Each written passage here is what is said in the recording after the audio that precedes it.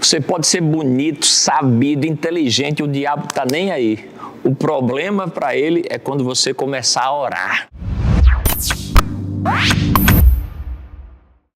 O grande medo do diabo é de crentes que oram, porque são crentes que vão ter comunhão com o Senhor, poder, revelação, alegria, ouvir a voz de Deus. O grande trabalho do diabo é impedir você de orar. Você tem que estar ligado nisso, porque ele vai encher você de atividade, de entretenimento. Às vezes a gente fica muito atento quando é um pecado, mas às vezes nossa vida, mídias sociais, está roubando um tempo que você dedicaria a ouvir a voz de Deus. Então fique atento que o que você se levantando em oração, você vai se tornar um gigante para ouvir a voz de Deus. E essa é uma das chaves que eu quero falar com você na oração. Em Jeremias 33, verso 3, o Senhor está dizendo: clama a mim que eu vou te anunciar coisas grandes e ocultas. Então eu e você temos que estar pronto, não só para clamar ao Senhor, nós temos que perder o vício de falar demais na oração e parar e dedicar tempo para ouvir o que Deus está querendo falar com você. Às vezes a gente dedica um tempo à oração e acha que orar é só falar, e vai até a boca cansar, a língua ficar ressecada. Mas oração é uma comunicação e Deus tem interesse em falar com você. É muito comum a gente ir para a oração com a lista de pedidos: Senhor, eu preciso disso, eu preciso disso, eu preciso disso. Mas que tal também ir para a oração com uma folha em branco, para lá sair de lá desse tempo de oração com as ideias de Deus sobre você? Jesus Cristo, ele fala em João 14:10, as palavras que eu digo, não digo por mim mesmo, mas o Pai que está em mim faz as suas obras. Eu e você devemos permitir com que o Pai faça a obra dele na gente, não só falar palavras por palavras. Sabe, eu vi isso, me abençoou muito. A gente está aqui não só para fazer oração para Deus, mas fazer oração com Deus. Por que a gente ora, pastor? É porque Deus não sabe do que temos aqui na terra? Não, sua oração não é dizer para Deus uma informação nova que Ele não tem, de um problema que você está vivendo. Ele tem consciência. Sua oração é o momento que você se apresenta como um dependente. Senhor, eu sei que você sabe essas coisas, mas eu estou trazendo a você porque você é a minha fonte. Você é minha fonte de provisão, e nesse momento ele tem conexões, e muitas das soluções que Deus tem para você não é só te mandar dinheiro, não é só te mandar um presente, é trazendo ideias, direcionamentos, construções dele em você. Eu queria te encorajar a investir tempo na sua oração para também se aquietar. Salmos 46:10 fala: aquietai-vos e sabei que eu sou Deus. Então você precisa, na sua oração, na sua vida de oração, ter tempo para ficar quieto, ficar em plenitude, dedicar tempo para conseguir interpretar o que Deus está querendo trazer para você, porque Ele fala. E os grandes personagens da Bíblia que nos abençoam, que nos inspiram, o que fizeram eles pessoas de grande relevância foi a capacidade deles de ouvirem Deus através da oração ou das maneiras que Deus queria comunicar com ele. Abraão, José, Moisés, Paulo, Maria, esses grandes personagens que inspiram a nossa fé, o que tornaram eles diferentes? Foram pessoas que ouviram e se dispuseram em obedecer a Deus. Lembra que Isaías 1:19 diz: se quiserdes em mim, ouvirdes. Então eu e você, se queremos desfrutar do melhor da terra, precisamos dedicar tempo em aprender que Deus tem interesse em falar com você. Então a oração quebra hoje esse vício de falar. Dedica tempo. Tem um tempo de adoração, contempla o Senhor, deixa Ele trazer coisas no teu coração. Às vezes Ele vai falar com você, na grande maioria das vezes, com sugestões, com ideias que vêm na tua consciência, que vai transformando você. Deixa eu te dar algumas dicas de como Deus fala e você interpretar que isso que Deus está falando é a voz de Deus. A primeira dela é: isso que eu ouvi, que eu entendo que é a voz de Deus, que é uma ideia divina, que eu saí da oração e recebi aquilo, está alinhado com a Bíblia? Esse é o ponto básico. Essa impressão, essa sugestão, essa ideia está alinhado com a Bíblia? A Bíblia é o parâmetro de Deus. A Bíblia está lá, expressa muito o caráter de Deus para a gente. Então você precisa estar alinhado com a voz de Deus, com a palavra de Deus.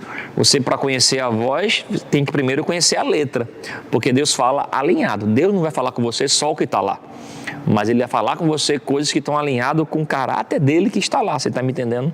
Então, a primeira coisa é: tenha uma vida de leitura da palavra. Se você conhecer mais da letra da palavra, você vai conhecer mais da voz de Deus. O segundo ponto é: essa sugestão, essa palavra, essa ideia te faz mais parecido com Jesus? O que Deus vai liberar para você na oração, quando você se julgar, rapaz, esse movimento vai me deixar andando mais em amor, andando mais em alegria, em paz. Você lembra do fruto do Espírito? O que é o fruto do Espírito? É um resultado de uma comunhão que você teve com Deus, e o fruto daquilo são coisas que vão glorificar a Deus, andar mais em amor, em perdão, em paz. Então, o fruto dessa ideia que você entendeu que teve de Deus tem que ser um fruto do Espírito, tem que ser uma expressão de amor, de paz, de alegria. Um outro ponto, isso que você ouviu de Deus, confirma com a tua família da fé. Hoje você não escuta Deus sozinho, hoje nós ouvimos, cada um de nós tem um Espírito Santo. Então ele fala com a congregação, ele fala com o seu povo. E Deus nos colocou pessoas ao nosso redor, a família da fé, a nossa igreja, que também tem o Espírito Santo. E às vezes a gente vê pessoas que têm ideias que vão mudar a sua vida, que vão comprometer outras pessoas e ficam indo para lá e para cá em nome de ouvir a voz de Deus. Ah, Deus falou comigo, Deus falou comigo. Mas quando você vai consultar com outras pessoas, ninguém tem paz que essa direção. Se você tem uma direção que entende que é de Deus, essa direção não deixa você mais arrogante. Que você dizendo, olha, eu não quero ouvir a opinião de ninguém, Deus falou comigo. Essa arrogância não é um fruto do Espírito. Se você tem uma construção de uma ideia que você entende que é de Deus, ela vai te levar à sabedoria. E a sabedoria ouve conselhos. Em meio à multidão, a sábia direção. Então, essa ideia que você ouviu, compartilha com pessoas maduras. Rapaz, me veio algo no coração, eu queria conversar contigo. E deixa outras pessoas que também têm o Espírito Santo, desvendar mais o teu coração, trazer sabedoria, trazer conselhos de Deus, confirmações no teu Espírito. Está me entendendo? Um outro ponto, essa ideia, essa sugestão que você teve, que você entende que é de Deus, está alinhado com o teu propósito? Por exemplo, eu sou um pregador do Evangelho e eu não tenho dom nenhum para cantar, Rebeca sopra essa falta da família. Imagina eu chegar agora e inventar moda, dizer, gente, Deus falou comigo, vou gravar, hoje em dia não tem mais isso, mas vamos dizer, vou gravar um CD. Tu vai dizer, Júnior, não, Deus falou comigo. Não tem a ver com o meu dom, não tem a ver com a minha área de atividade, não tem a ver com a minha capacidade de fazer aquilo. Está alinhado com o teu propósito? Está alinhado com o que Deus tem falado contigo consistentemente? Às vezes vê pessoas indo para lá e para cá, muda de igreja, muda de cidade, muda de relacionamento, quer acabar casamento, atrelando o nome de Deus, e quando você vê que, rapaz, isso não tem a ver com o teu propósito, não tem a ver com o teu chamado. Fica naquilo que Deus está falando com você. Amém? Outra coisa, isso que você entende que é de Deus, é da sua responsabilidade. É a maneira só educada de dizer, é da tua conta, abençoado. Deus não vai falar contigo para tu estar mandando na vida dos outros, para tu estar dando pitaco na vida dos outros, para você estar julgando a vida dos outros. Você vê tantas pessoas chegando na igreja, Deus falou comigo, com fulano, sobre ciclano. Deus pode te falar coisas com você que vai confirmar a fé, que vai edificar, que vai inspirar pessoas. Isso é um projeto de Deus, é um processo dentro da igreja, chamado profecia.